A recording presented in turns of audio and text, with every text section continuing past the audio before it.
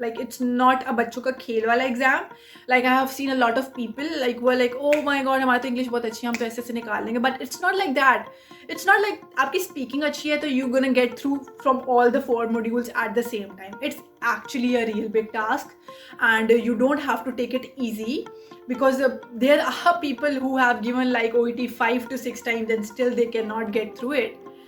And I consider myself that OET is like 100 times more easier as compared to the IELTS. IELTS is just like shit, and it's a wastage of money and energy, and it actually demoralizes you a lot. So stepping towards the OET, still like people, there are people. This could be good for me. Lately I was. Assalamu alaikum, I am Dr. Kanza, and in this video I am going to share my personal experience about the OET exam which I have given in the previous month, and alhamdulillah I got cleared. Because a lot of people were asking me on the Facebook and even on the other social platforms that Kanza do share the OET experience, and they were asking for different tips related to listening, reading, writing. Obviously writing is the, like, you can say, the most difficult module to get clear and to get the passing marks, and even the reading is not so much easy. Like a lot of people are weak in different modules. So I thought that why not to make a video about my personal OET experience, that what was the material that I used to prepare my OET and how much time it required, because a lot of people ask me that how much time you need to require to clear the occupational English language test. Now let me tell you that obviously if you need to and if you want to practice outside Pakistan, you need an English language test, and either it's IELTS, either it's occupational English language test, जिसको हम OET बोलते हैं, we call it OET. So first of all, let me tell you that a lot of people ask that either we shall go for the IELTS or the OET. So I'm going to talk about my personal experience and what I'll prefer, that go for the OET. If you are a medical doctor, so I will definitely advise you guys that go for the OET. Just don't waste your money on the IELTS, because I have never given the IELTS, but I started preparing for it. When I jumped into this thing, I said, okay, fine, I'll go for the IELTS. But when I like the topics and the material which is provided to us, it's like so much baseless and not at all interlinked with our profession, not at all. So I think that IELTS is just a useless thing, and it's just a waste of energy, time, your mind, and everything. So just don't go for the IELTS. According to my experience, I would advise you guys go for the OET.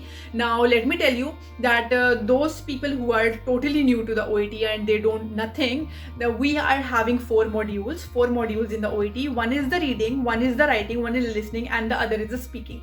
So let's start from the reading section.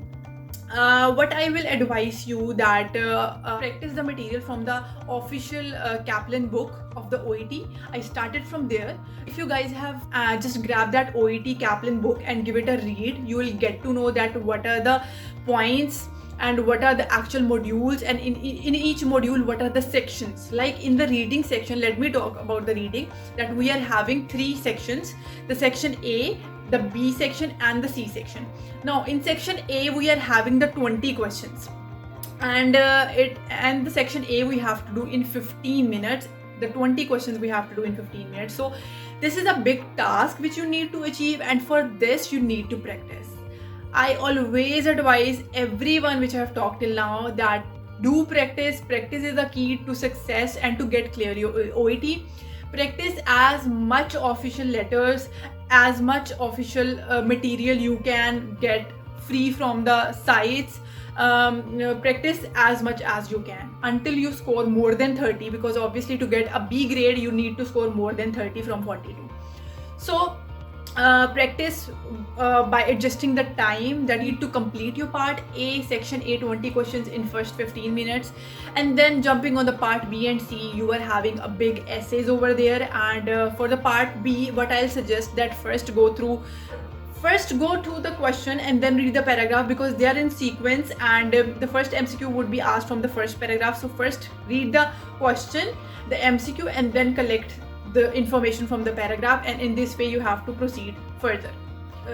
For the reading, what the other tip I'll give, that do install the Guardian app in your mobile or tab or anything, and do read an article on daily basis in a loud voice. Daily you have to do that. It will actually improve your reading. Plus you have to, if you love to read the books, go for the book reading. It will actually make your reading more good.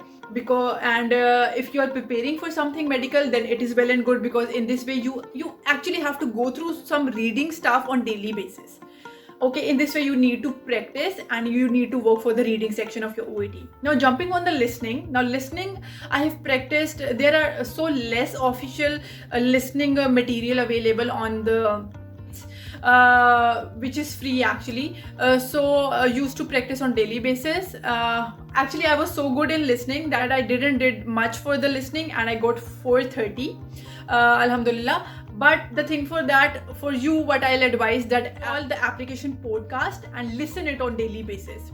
Even you are not concentrating on the postcard, but just listen. It will actually enhance your picking power of listening. That, and in the OET, when you are sitting in the exam, the listening is easy. The doctor and the patient who are speaking in the conversation, they are like so much fluent, slow, and they are speaking so clear English. So the people who are like, it would be so much difficult, it's not that much difficult. You will get the listening easily. According to me, it was so easy to me.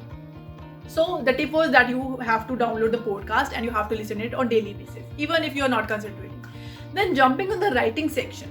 Now writing section is obviously tough for a lot of people, and most of the letters which we get in the OET is the referral letter.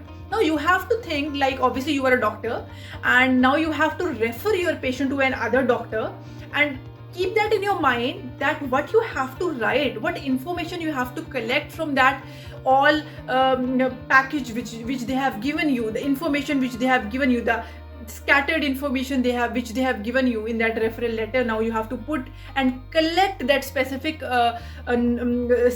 points, and now you have to keep that in your mind, that okay, fine, I'm a doctor, which you are, and now this is my mission. He or she is having this. You have to collect that specific information from the stuff, from the material given, and then you have to write it in a sequenced way, and you have to refer your patient, like in this way. In this way you will write it in better way, I guess, if you will keep that in your mind, rather than you are like keeping in your mind, oh my god, it's an exam and you're writing a referral letter for an exam. Please don't do that. So in this way it will help you. Let me tell you, the opening paragraph would be the introduction. Obviously that, like, this patient, age this, presenting sign and symptoms suggestive of this, and your further evaluation in the management would be highly appreciated. So the first would be this, and the second would be the past medical history, the family history you have to mention in the second paragraph. And then the next body, it depends upon the number of the visits of the patient. If there are a lot of visits, like 5 to 6, then you have to omit those. Visits in which the patient is stable or is doing good. You can ignore that information, and you can like in between or meanwhile my patient was doing good or was showing good progress. And then the other paragraph which you need to focus, it's the presenting complaint on the day you are referring your patient to the other doctor. That body paragraph should have to be in detail, all the presenting complaint, all the associated complaints, all the examination, it needed to be explained and mentioned in detail. And then the emergency management, if you have given to that patient, or the present medications, all you have to mention, all you have to pick.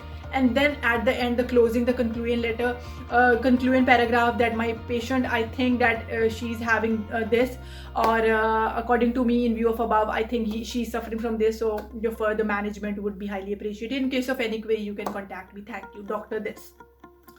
Opening should have to be correct. जो आप mention करेंगे, like all the address and each and everything, that should have to be like.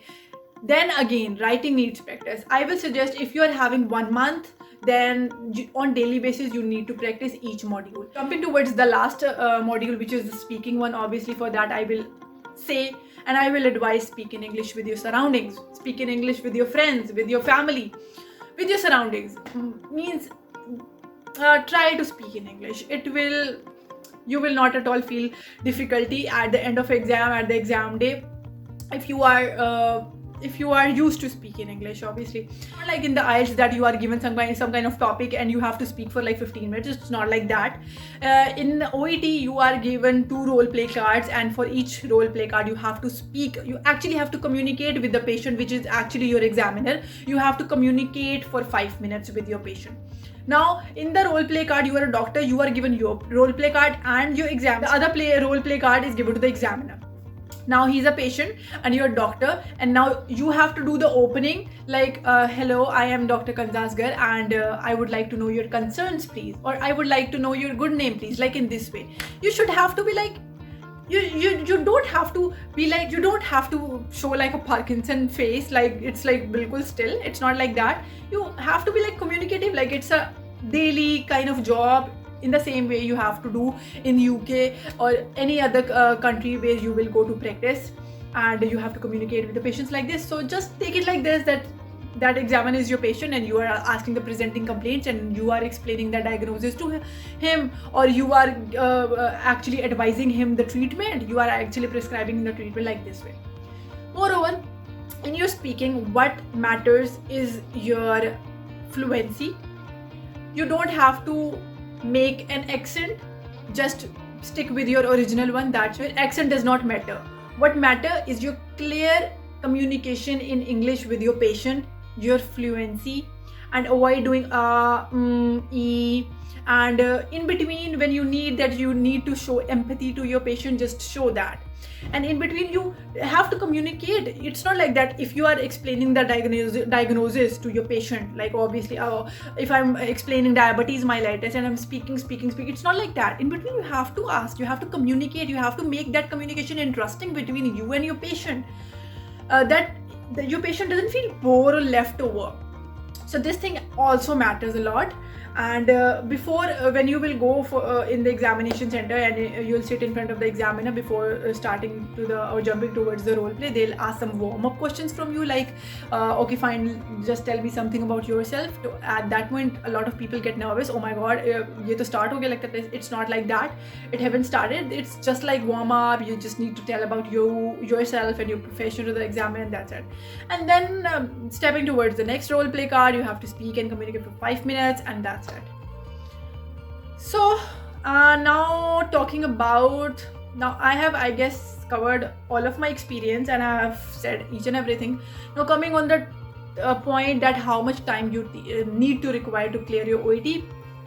Actually, I guess first of all what you need to do is you need to get serious for your exam. Like it's not a bachcho ka khel wala exam. Like I have seen a lot of people like who are like, oh my god, हमारी तो English बहुत अच्छी है, हम तो ऐसे निकाल लेंगे. But it's not like that. It's not like आपकी speaking अच्छी है तो you're gonna get through from all the 4 modules at the same time. It's actually a real big task, and you don't have to take it easy. Because there are people who have given like OET 5 to 6 times and still they cannot get through it.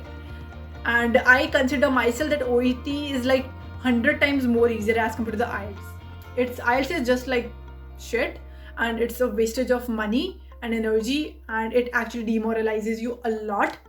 So stepping towards the OET, still like people, there are people who cannot get through it. So you need to take this exam serious, and it's obviously it's expensive one as compared to the IELTS. It Pakistani rupee, it costs like 78,000 rupees, 75 to 78,000 rupees as compared to the IELTS. So obviously you are investing in your exam and your energy. So why not to get yourself prepared in a good way and then go for the exam to get through it in the first time.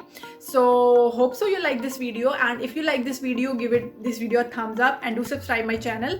And if you have any questions related to OET, because obviously this was a summary for my OET experience and the points which were in my mind, I just like made the video. But if you guys have any questions related to OET, you can ask in the comment section. I am here to answer your each and every question. And hope so you like this video, and if you like this video, give this video a thumbs up and do subscribe my channel. दुआओं में याद रखिए. Allah Hafiz. This could be good for me. Lately I was